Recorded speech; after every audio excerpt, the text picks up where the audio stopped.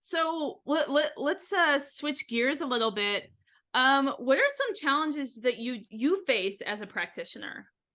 I think this was true before the pandemic, but during and post pandemic, it's absolutely true. And I think this is true for most adjuncts is the isolation of working. We do not have enough opportunities to collaborate with our colleagues. And it doesn't matter like in what aspect you're working, if you're doing curriculum, if you're doing teaching and stuff like that. This is the one place where I'm jealous of my K-12 colleagues who have friends down the hall. Like it just looks very, very different for us. And as some of us have moved into a lot of online teaching, you know, Mhm. there's a lot of isolation in that. And I think for ourselves, for our students, and for our profession, we do better when we have opportunities to collaborate. Yes, I think most recently from this recording, we just had the Teachers Institute. And that was something that I really, even though it was virtual, there was so much just communication going on, especially in those open sessions. And there was something really validating about hearing people who have struggles from from way further than we are. You and I are both in Albuquerque, Mhm. and just like, oh, they've struggled too. And even if it's maybe they found a solution that they didn't, or maybe it's not even a solution, maybe it's just like I have the same similar problem as someone else. There's something just that feels good about knowing I'm not the only person that feels this way. It's something very minor. Mhm. Um, so you mentioned that kind of isolation. How does or how do you see the adult ed community engaging as practitioners now? And from what you're saying, it kind of sounds like maybe we're not quite at the level that you would hope to see. But maybe how does the adult ed community engage now? How do you think that could change or should change? I have really high hopes for a lot of the efforts of Propel that we are going to have more opportunities for collaboration at a state level. I think there are some benefits in collaborating at the state level because you do get to see some things that look a little different from what's inside your program, like what are some other people's activities and stuff like that. So I have really high hopes for that. And I hope that it gets very institutionalized and becomes like a part of our system as a state and that we keep it. So I guess that would be one big area for it. The other, of course, is creating time in adjunct contracts and full-time contracts that allow people to collaborate. And that's always super, super challenging. I mean, I don't want to say that as like, well, if you just simply did this, it would solve the problem because it's not a simple problem to solve. But I do think that particularly if you are working in one of the college or university settings, there's less flexibility in those contracts because they have to fit certain criteria that the institution's already decided. Yes.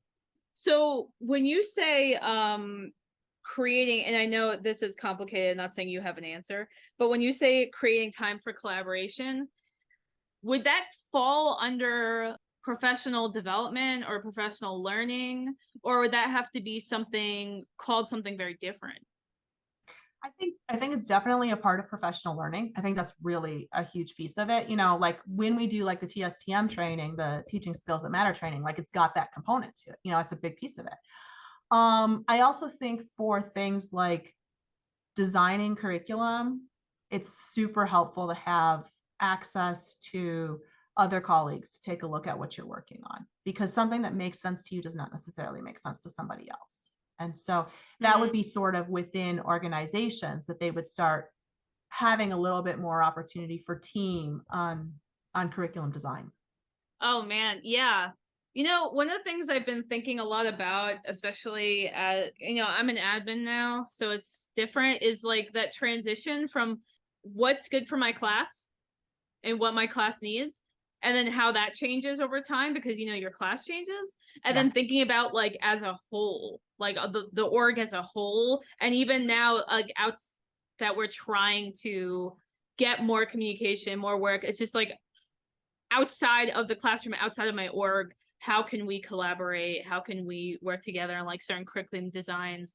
And that is just, I don't want to, I mean, this feels like a loaded term, but like higher order thinking or like bigger picture thinking. Because Mhm. I don't want to say that it's more, emphasis on your internal classroom and then the field is if something's necessarily more important, but it's just thinking about how that's so different. I mean, Yeah. even in my organization, our classes are so different, just because of the teacher style and level and everything. And I just imagine like going across to different organizations, like how different we look Mhm. in comparison. So you said you had high hopes for Propel, and that's one part of our field in New Mexico, right? Yeah. Where do you see the field going? And that could be just like general adult ed, that can be specific to ESL. And that could be just about New Mexico or like international. Like what do you see? Okay, well, I'm absolutely not going to speak on the international because I just haven't been active enough in international organizations. TESOL is an international organization, and I haven't been active enough to get into that spot at all. I would say in answering that question, probably two things. Relative to adult education, specifically in New Mexico, I've worked in adult education in New Mexico for some time. I like seeing the fact that we're making greater moves towards a certain type of professionalization. I definitely want to make sure that in those moves, we don't abandon anybody, like that teachers don't get abandoned because they don't have a particular credential. Hmm. I think that's something we always have to keep in mind is that just like the way we meet our students where they are, we need to meet our teachers where they are and help everybody improve their skills from the space that they're at That is quite a challenge. so that it stays inclusive and not exclusive. Because like K-12 uses a credentialing system to be exclusive. They exclude people out through their credentialing system. So if we do have credentialing in New Mexico for adult ed, I don't want it to be exclusionary in that way. I think that's really important to keep in mind.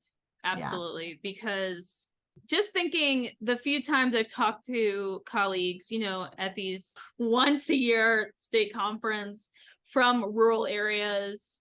And I've been thinking actually a lot about corrections too, in that the limitations that they have in corrections is so like specific and kind of out there compared to what we have. And then just thinking about the Mhm. rural where it's like you have significantly less people, you have less access to resources. Some of you don't have great internet access. So how could you kind of compare that to someone who can live in a city that has this really quick access to people? Like I could drive to you today, Rebecca. Yeah. If I needed support on that, I could go to I could go to CNM for ESL resources and get, that huge library that they have. Yeah. That's Okay. not fair to people, that live 3 hours away who are adult practitioners like myself, but, also have that sort of limited resource, or who are one of just a few people in the community that have access to any kind of training and teaching. Right. Yeah, and that's not fair. That's true. And I wonder how that would look equitable. I'm not saying that we're going to solve adult ed right now. That is a big challenge. Yeah, because like, how do we support these people? How do we give them opportunity without saying that you need this credential, you need this licensure to teach? Mhm. Because how do you ask that in like these smaller towns that have like 100 people? I'm like, okay, you can't find a teacher that has a licensure, then no one's teaching in that community. Right, No, right. or actually for that, more realistically, no one's teaching and getting paid for it. It could just be like volunteer study circles, right? I have a community center or a church or something, a barn. I don't know. Well, I don't. I started in volunteer literacy, so I don't want to disparage their efforts because their efforts are really important. Definitely. I'm saying if there is no teaching, that doesn't mean teaching isn't happening. You're absolutely right. New Mexico doesn't have basements, but in other places we have basements, and so we often think of them as English programs that take place in church basements because churches want to teach English. And so they run a volunteer-based program, in out of the church or something like that. So I mean, Absolutely. that's a whole strategy for learning English. And it is a strategy that has an impact, in people's lives for real. Yeah. I mean, it's a place where the community gathers. It's usually a place that's a large enough space that you could use for free or Right. even low cost. It's somewhere people gather so that there has to be relatively easy access. Or for another matter, that's places people are going to go. You're going to go to church. If that is, a part of your root, your part of your life. So let's again switch gears a little bit, and for the sake of time, what is one project that you are proud of? The project that I would say that I'm proud of is the one I've been working on with CNM, which is developing the curriculum for the early childhood program.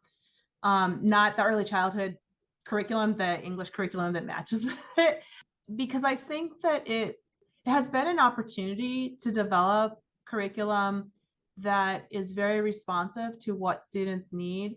And your previous question, we didn't really kind of get to that portion of your previous question, but it was this question about, where is ESL going? And there's a lot of places, but one of the places that I hope it's going is other projects that are similar to the early childhood one, where learning English is matched to a career field, because it goes with the question of relevance for students. It keeps students engaged because they can see how they're going to be using this English. And it also allows students you can expand your language skills in a certain way, sometimes even above what your level is. So I'll give you an example.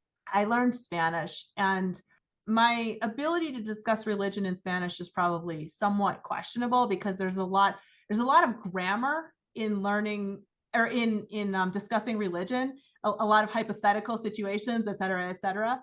But my ability to discuss the citizenship in Spanish or the citizenship exam in Spanish is really, really competent because it's kind of a finite set of language. We're going to talk about this, right?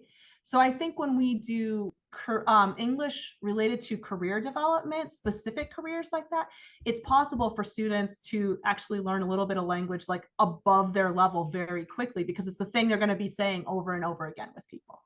I can teach my beginners how to write. I have been a teacher for 5 years, long before I can teach them the present perfect verb tense, which is I have been, because it's one situation. It's not all the situations you use that verb, but it's the one that you use it a lot.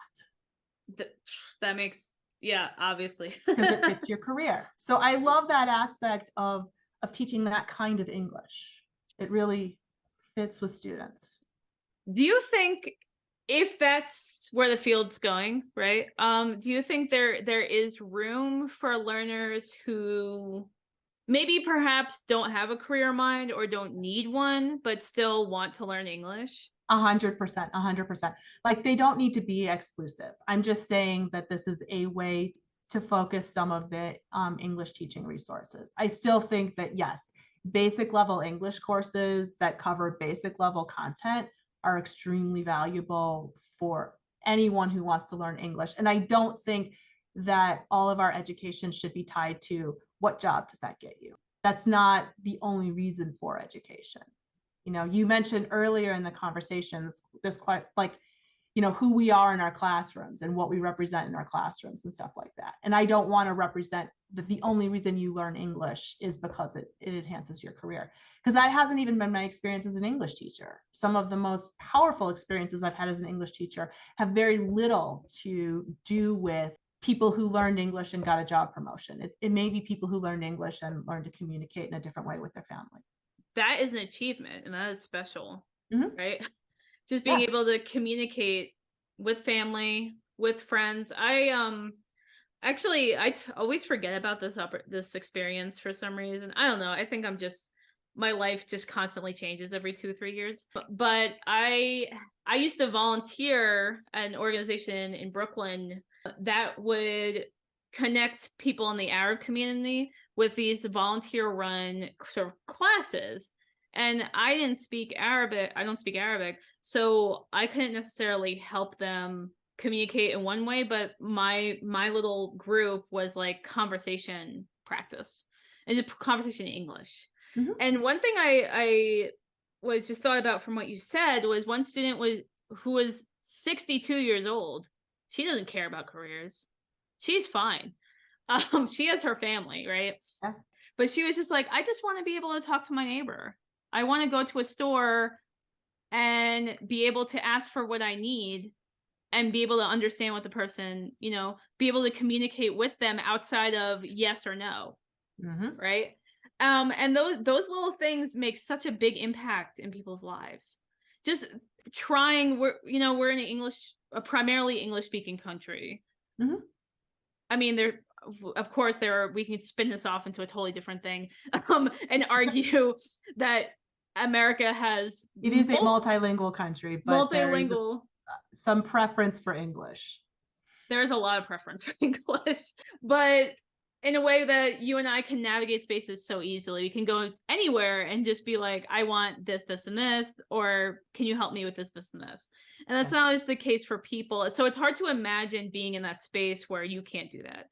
And you gave a great example earlier of just like being in Mexico and not being able to answer a simple question because of just where you are. So Yeah. I guess maybe one thing I always like to tell people, try to put yourself in those shoes. Like if you need to do a simple errand, think about how much of your communication skills that you use to do that and put yourself in a place where people who don't have that and what that is and what that challenge is for them. Mhm. It's such I think trying these exercises, I'm not saying that it means that you know exactly what that person's going through, but it's just being sympathetic to people's needs and how us as practitioners can help guide them in what they need, the students.